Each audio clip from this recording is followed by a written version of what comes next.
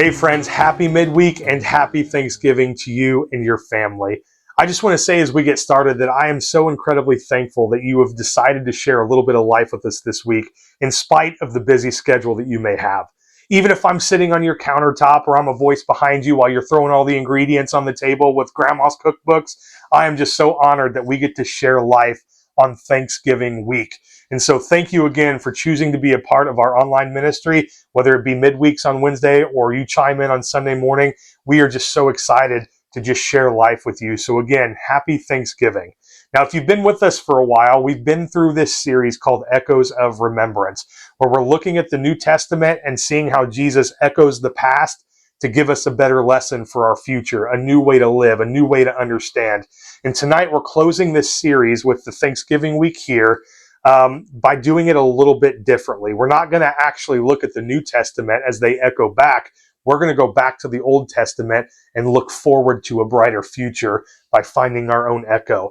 And we're going to look at the prophet Habakkuk. It's a very small book, only 3 chapters long, but has such a heavy impact. And so let me give you some context to this book before we dive into the verses that we want to jump into.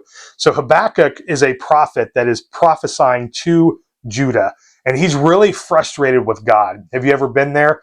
As this week of Thanksgiving comes, as Christmas is getting ready to navigate, there's a lot of pressure, isn't there? Whether you're dealing with family struggles, maybe there's an empty chair at the table and your just heart has been broken. Maybe it's financial stress with Christmas getting ready to happen. Whatever it may be, Habakkuk understands exactly where you are because they've been in the same boat. Judah is struggling. They are probably in their most volatile moment in the history of Israel. They're in a hard place. Now, Israel has split into 2 kingdoms now. You have Israel and you have Judah. And Judah is just kind of dying spiritually. They look healthy on the outside. They look like they're thriving, but spiritually, they're just dead. Babylon is now taking over, and there's this power struggle between Babylon and Egypt. Assyria is no longer really part of the picture as the powerhouse nation. And so Babylon is taking over quite rapidly, and now they're coming to take Judah. And Habakkuk sitting here praying because he knows they're coming, and here's what God says to him. He goes, well, I'm going to hand Judah over to Babylon. And this is frustrating for Habakkuk.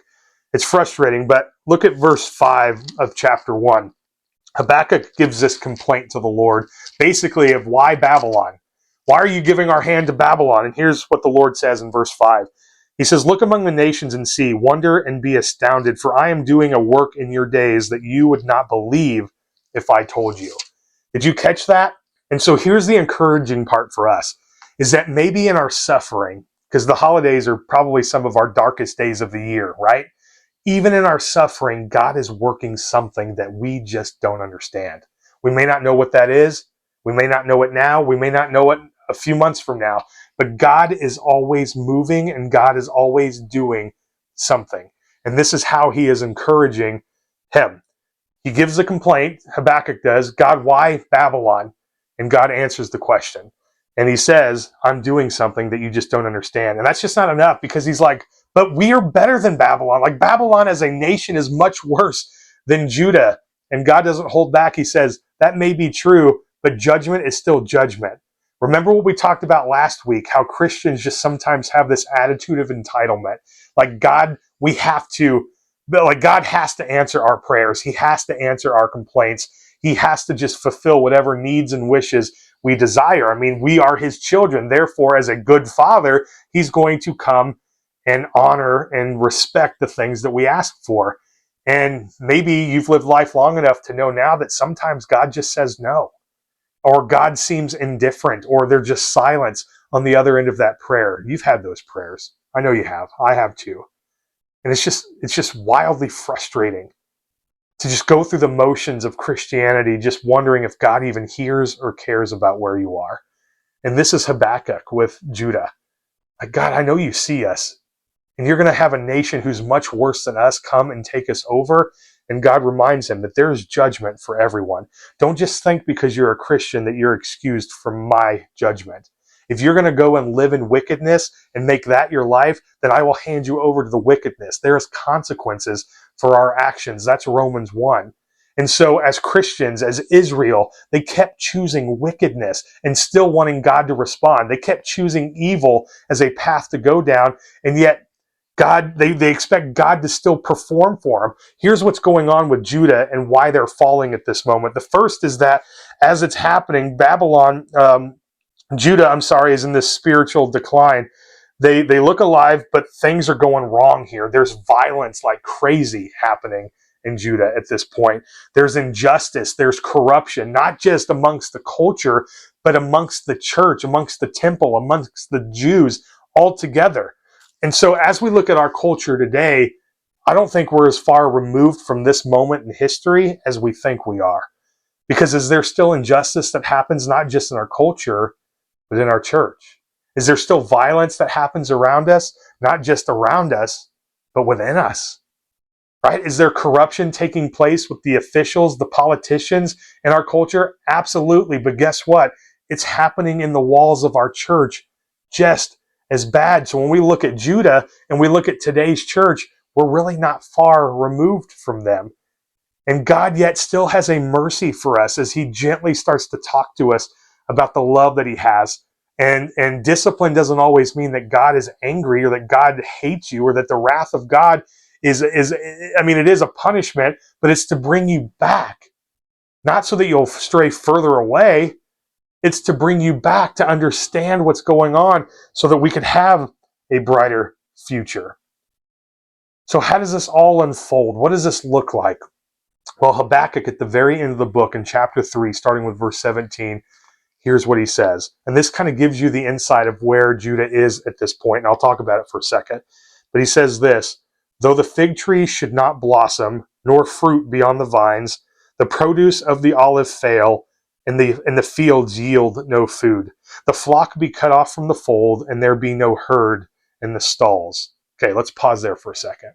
So what he's saying is that there is a massive kind of problem taking place. In this context, if there's no fig there, if there's no fig trees happening, that means there's no food. If there's no food, there's no income. If there's no income, there's no security. And if there's no security, there's no stability. And this is where they are. He goes, we have the tree, but the fruit's just not there. The fields aren't yielding the crops that it needs to. And without the fruit of the vine, without that, we can't have the oil that sustains our light, that fires and fuels our ovens. And without that, he is in a panic right now. But he goes, even if those things are going on, look at verse 18. Yet I will rejoice in the Lord, and I will take joy in the God of my salvation. God, the Lord, is my strength. He makes my feet like the deer's.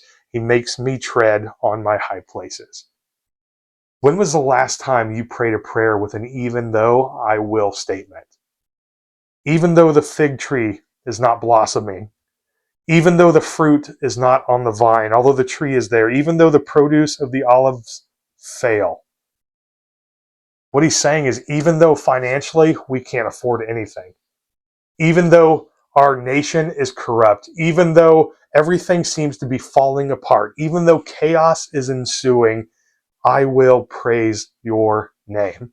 And I will come with an attitude of thanksgiving as we echo the past. Friends, as we navigate Thanksgiving Day, I just want to say that God sees you right where you are, in the hurt that you feel, in the pain that you have, in the struggles that you're going to face soon. God knows exactly where you are, and he's not abandoning you. But there may be a lesson along the way that we have to endure. And my prayer for you this Thanksgiving is that even though you may be walking through these hard times, God is worthy of your worship. And so as you come together this Thanksgiving, as you navigate this time with your family and your friends, may you see and feel the warmth of God's love over you as you fellowship with one another. And remember, God's gift in Jesus has come to take care of all the pain, of all the struggle. So may this Thanksgiving we find time to worship him and worship him alone. Again, happy Thanksgiving to you and your family. We love you, and we're so honored to be able to share life together. Have a great week, friends.